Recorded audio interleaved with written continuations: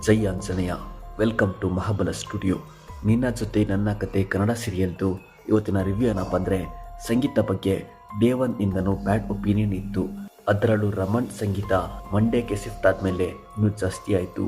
ಇಷ್ಟಿದ್ರೂ ಸಂಗೀತ save ಮಾಡಿ ನೆನ್ಪು ಮಾಡಿಕೊಂಡು ನಿಂಗವ್ವಗೆ ರೆಗ್ರೆಟ್ ಆಗುತ್ತೆ.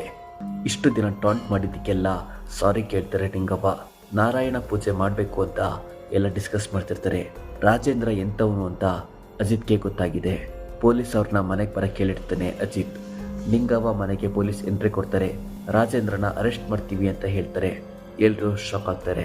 ರಾಜೇಂದ್ರ ಮನೆ ಬಿಟ್ಟು ಬೇರೆ ಊರಲ್ಲಿ ಇದ್ದಿದ್ದು ಗ್ಯಾಂಬ್ಲಿಂಗ್ ಮಾಡಿಕೊಂಡು ನಿಂಗವ್ವನ ಪ್ರಾಪರ್ಟಿ ಮೇಲೆ ಕಣ್ಣಿದೆ ಅವನಿಗೆ.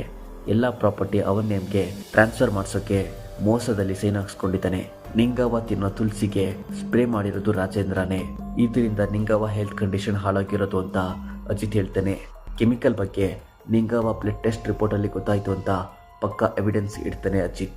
ಪೊಲೀಸ್ ಅವರು ರಾಜೇಂದ್ರನ ಎಳ್ಕೊಂಡು ಹೋಗ್ತಿರ್ತಾರೆ. ಸಿಕ್ ಬಿದ್ನಲ್ಲ ಅಂತ ರಾಜೇಂದ್ರ ಉಟ್ಕೊಳ್ತಾನೆ. ವಾಪಸ್ ಬರ್ತೀನಿ ಅಂತ ರಾಜೇಂದ್ರ ಕೈ ತೋರಿಸ್ತಾನೆ. ಹೋಗೋ ಅಂತ ಅಜಿತ್ ಸೈನ್ ಮಾಡ್ತಾನೆ.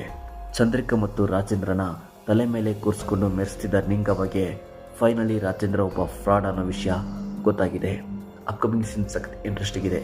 ಫಾರ್ ಮೋರ್ ಅಪ್ಡೇಟ್ಸ್ ಮಹಾಬಲ ಸ್ಟುಡಿಯೋನ ಸಬ್ಸ್ಕ್ರೈಬ್ ಮಾಡಿ. ಜೈ ಆಂಜನೇಯ.